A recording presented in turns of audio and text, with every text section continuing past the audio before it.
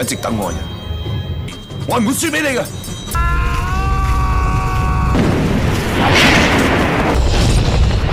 老朋友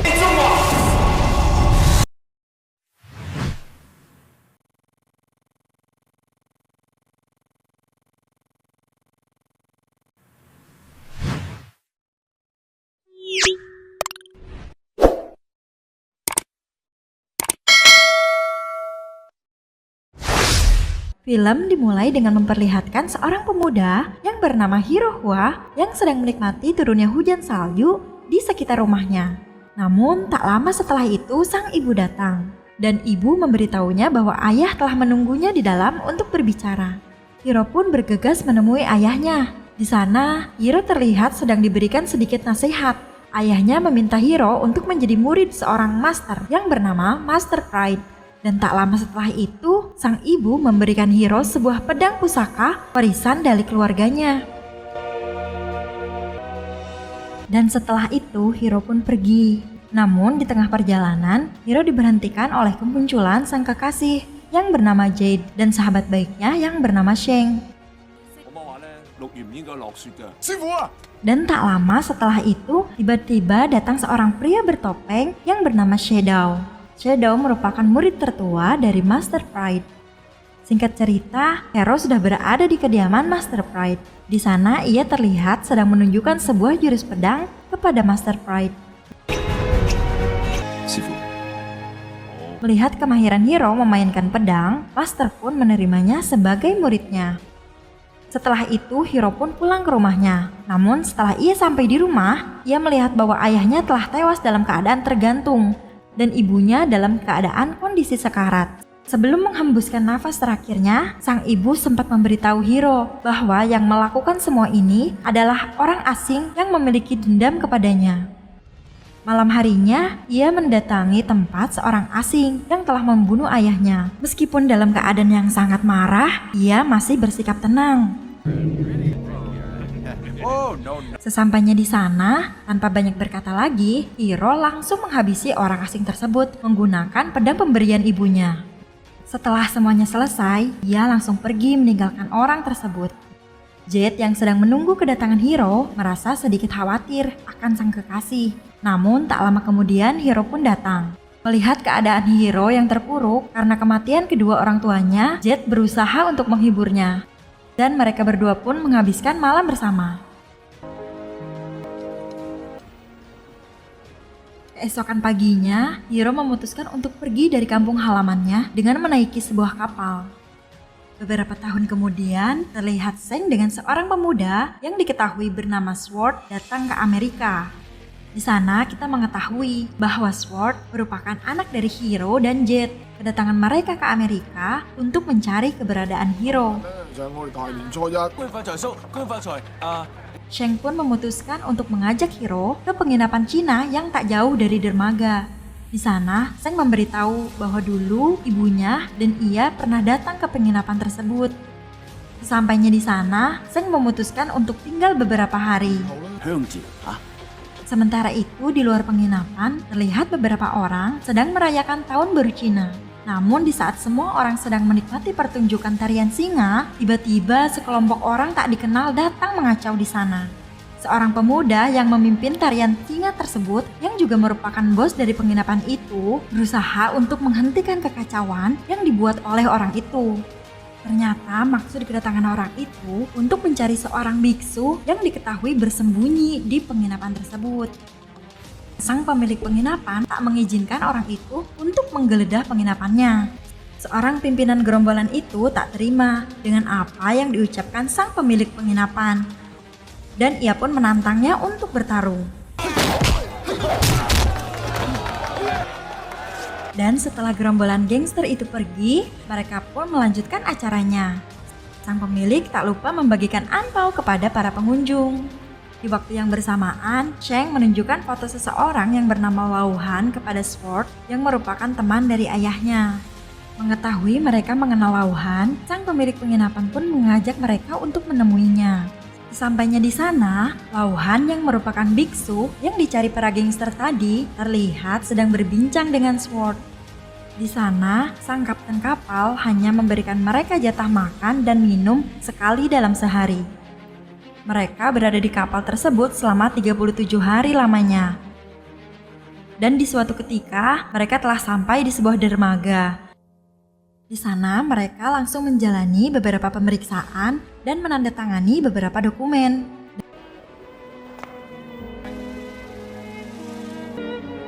Dan setelah itu, mereka langsung dibawa menggunakan mobil truk ke suatu tempat yang mereka tidak ketahui. Ternyata mereka semua dibawa ke sebuah pertambangan yang bernama Tebing Banteng Baja. Di sana, mereka dipekerjakan sebagai budak dengan sangat tidak manusiawi. Kembali kepada Sword dan Cheng, di mana mereka sedang berada di depan sebuah toko. Di sana, mereka menyadari bahwa ada seseorang yang sedang mengikuti mereka. Sword memutuskan untuk menangkap orang tersebut dan aksi kejar-kejaran pun terjadi di sana. Sword berhasil mengajar orang tersebut, namun di saat ia akan menghajarnya, Sheng datang untuk mencegahnya. Dan di sana akhirnya kita mengetahui bahwa orang tersebut adalah seorang gadis yang bernama Kate. Kate pun membawa Sheng dan Sword untuk menemui ayahnya yang bernama Shadow. Sesampainya di sana, Cheng langsung menjelaskan kepada Sword bahwa Shadow adalah kakak seperguruan dari ayahnya. Shadow juga memberitahu kepada Sword tentang pertemuan ayah dan ibunya yang begitu membahagiakan, namun kebahagiaan itu sangat singkat. Di suatu malam, Hiro dan Jet sedang bersama di sebuah penginapan. Shadow tiba-tiba datang ke sana. Kedatangannya bermaksud untuk memberitahu Hiro bahwa guru mereka mendapatkan tantangan dari adik seperguruannya. Sementara itu, terlihat beberapa orang yang baru saja datang untuk memesan kamar di tempat Hiro dan Jet menginap. Dan ternyata mereka merupakan murid dari adik seperguruan Master Pride yang ditugaskan untuk mencari informasi di sana. Mereka mendapatkan informasi dari Bigot bahwa Master Pride memiliki 2 orang murid yang bernama Hiro Hua dan Shadow. Dan Bigot juga memberitahu bahwa Hiro juga tinggal di penginapan ini. Setelah mendapatkan informasi yang cukup dari Bigot, mereka pun memutuskan untuk kembali ke kamar mereka masing-masing. Namun salah satu dari mereka yang kita sebut bernama Gold sangat menyukai seorang gadis yang juga merupakan seperguruan mereka yang bernama Mu. Akan tetapi, Mu tidak sedikit pun memiliki rasa kepada Gold dan memintanya untuk segera pergi meninggalkannya. Di waktu yang berbeda, Hiro dan Shadow yang sudah mengikuti mereka sedari tadi berusaha untuk mencari informasi dengan datang ke tempat mereka.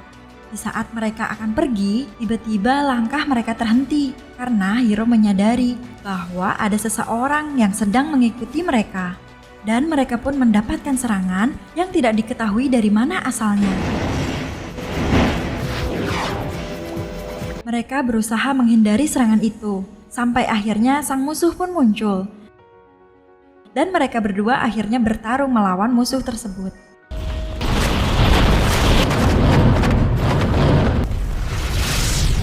Hiro berhadapan dengan Mu. Dengan mudah ia dapat mengalahkannya.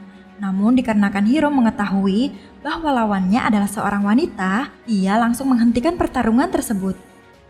Mu yang terluka langsung dibawa Hiro ke dokter untuk mendapatkan pertolongan. Dan di sana, Mu terlihat memiliki perasaan kepada Hiro. Tak lama setelah itu, Mu yang sudah sembuh dari lukanya datang menghampiri Hiro yang sedang makan malam bersama istrinya. Di sana, Mu mengembalikan sapu tangan milik Hiro yang digunakannya untuk menolong Mu waktu itu. Keesokan paginya, Hiro dan Shadow datang menghampiri Bigot. Mereka bermaksud untuk mencari informasi tentang pertambangan Tebing Banteng Baja. Bigot yang merasa amat takut dengan kemarahan mereka berdua akhirnya menuruti permintaan mereka dan ikut pergi bersama mereka. Sementara di tempat lain, Jet sedang menyiapkan sesuatu bersama Sheng dan pemilik penginapan. Ia mengalami kontraksi kehamilan dan akan segera melahirkan.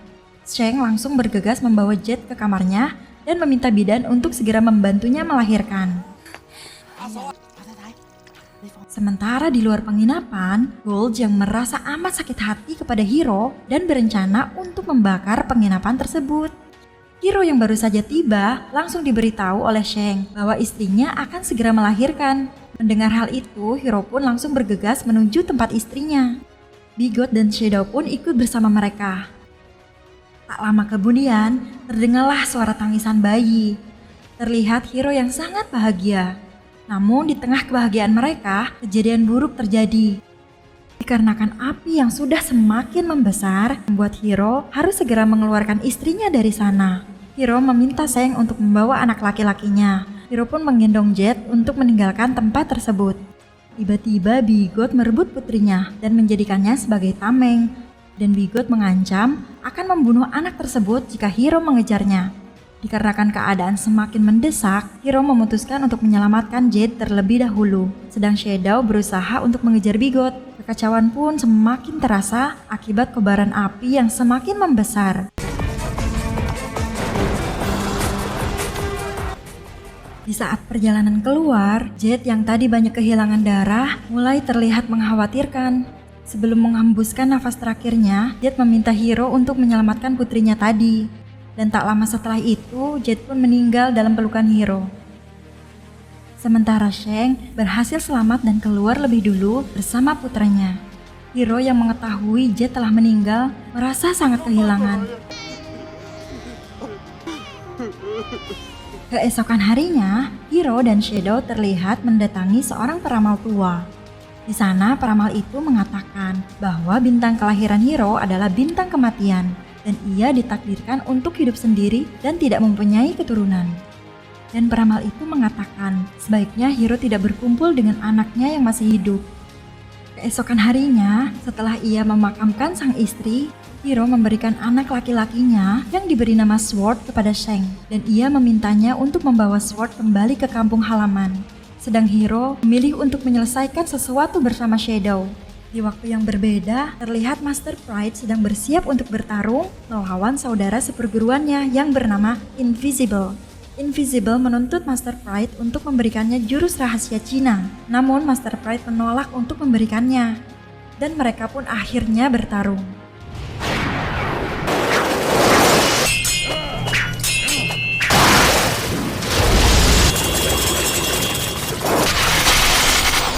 Meski mereka berdua merupakan saudara seperguruan, Invisible bukanlah tandingan dari Master Pride.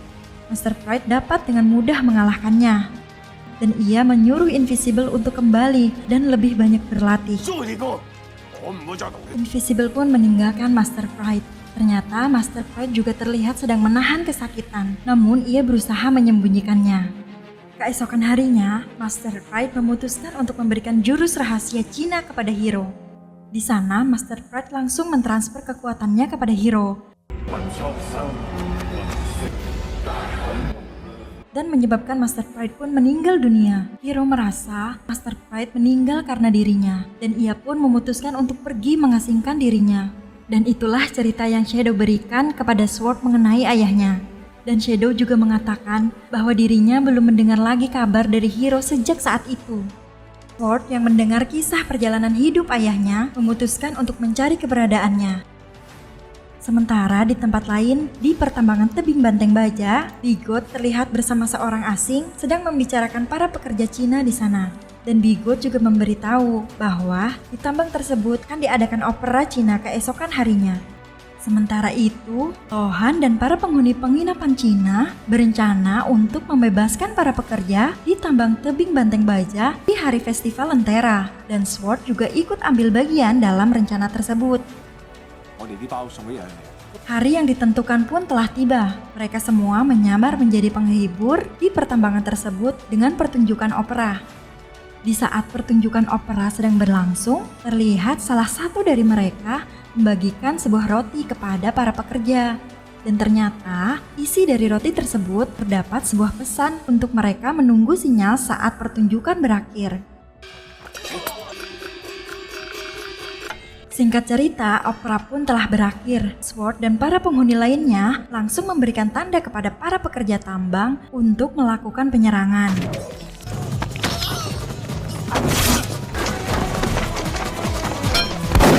Dan pertempuran pun terjadi. Mereka semua terus berusaha menghadapi para mandor di sana. Dan di tempat lain, saat Bigot akan melarikan diri, tiba-tiba Sword datang menghentikannya. Di saat Bigot akan menembak Sword, tiba-tiba Hiro datang ke sana. Hiro mencoba menanyakan di mana keberadaan putrinya yang ia culik beberapa tahun lalu. Hiro yang marah langsung menyerangnya menggunakan tenaga dalam hingga tubuhnya hancur berkeping-keping. Dan akhirnya Hiro bertemu kembali dengan sahabat lamanya Lohan. Meski pertemuannya itu tak berlangsung lama, Lohan meninggal dunia akibat luka ledakan yang ia alami. Hiro yang sangat marah langsung memutuskan mengakhiri pertempuran tersebut.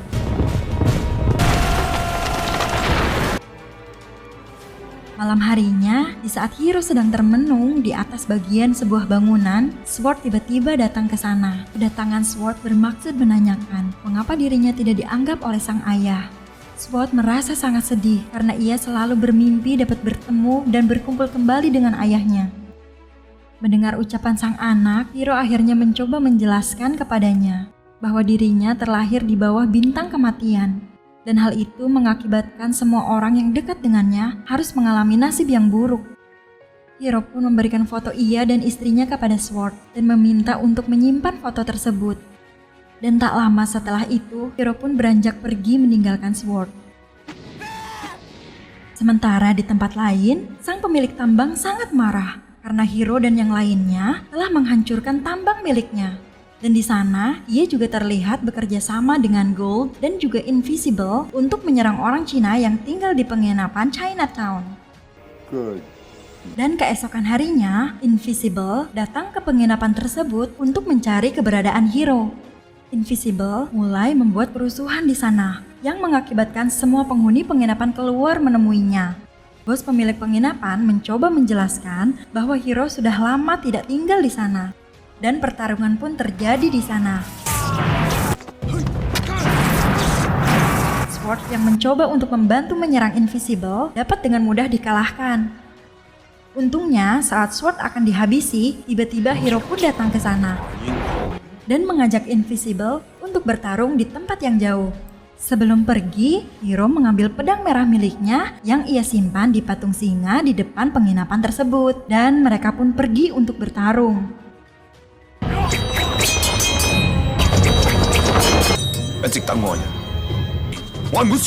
Mereka bertarung di atas puncak Liberty. Di sana pertarungan mereka terjadi dengan sangat sengit. Sementara itu, di penginapan Cina, segerombolan orang suruhan pemilik tambang tadi datang untuk menyerang mereka semua.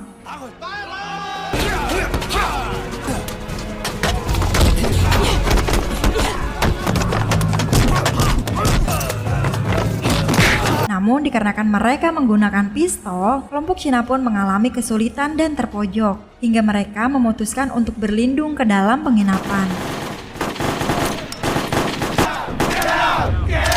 Tiba-tiba polisi di wilayah itu pun datang ke sana. Ketua polisi itu meminta sang pemilik tambang untuk segera pergi dari sana. Jika tidak, mereka semua harus berhadapan dengan para polisi yang bersenjata lengkap. Dikarenakan tak ada pilihan lain, sang pemilik tambang pun akhirnya pergi meninggalkan daerah tersebut. Setelah merasa cukup aman, sang pemilik penginapan pun keluar dan berterima kasih kepada polisi yang sudah membantu mereka. Sementara itu, Hiro dan Invisible masih terus melanjutkan pertarungan mereka.